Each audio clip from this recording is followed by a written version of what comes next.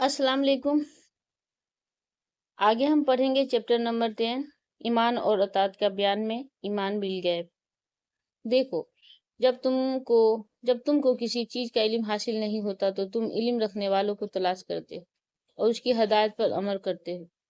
तुम बीमार होते हो तो खुद अपने इलाज नहीं कर लेते बल्कि डॉक्टर के पास जाते हो। डॉक्टर का सनद याफ्ता होना, उसका तजुर्बाकार होना, उसके हाथों से बहुत मरीजों को सफायाब होना, ये ऐसी बातें हैं जिनकी वजह से तुम ईमान ले आते हो कि तुम्हारे इलाज के लिए जिस लियाकत की जरूरत है वह उस डॉक्टर में मौजूद है और उसकी हदायत पर अमल करते हो। तुम बीमार होते हो तो खुद अपने इलाज नहीं कर लेते बल्कि डॉक्टर के पास जाते हो। डॉक्टर का सनद याफ्ता होना, उसका तजुर्बाकार होना, उसके हाथ बहुत से मरीजों को सफायाब होना और ऐसी बातें हैं जिनकी वजह से तुम ईमान ले आते हो कि तुम्हारे इलाज के लिए जिस लियाकत की जरूरत है वह उस डॉक्टर में मौजूद है। उसी ईमान की बिना पर वह जिस दवा को जिस तरीके से इस्तेमाल करने की हदायत करता है उसको तुम इस्तेमाल करते हो और जिस चीज से परहेज का हुक्म देता है उससे परहेज करते हो।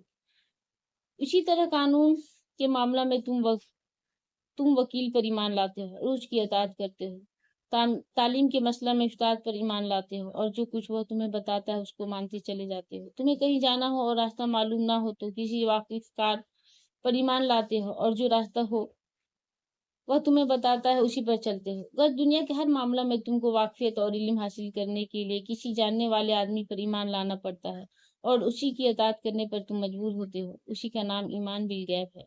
ईमान बिल गैब के मानी यह है कि जो कुछ तुमको मालूम नहीं उसका इल्म तुम जानने वाले से इल्म हासिल करो और उस पर यकीन कर लो। खुदा ताला की जात व सिफात से तुम वाकिफ नहीं हो। तुमको ये भी मालूम नहीं कि उसके फरिश्ते उसके हुक्म के मातहत तमाम आलिम का काम कर रहे हैं और तुमको हर तरफ से घेरे हुए हैं। तुमको ये भी खबर नहीं कि खुदा की मर्जी के मुताबिक जिंदगी बसर करने का तरीका क्या है। तुमको आखिरत की जिंदगी का भी सही हाल मालूम नहीं।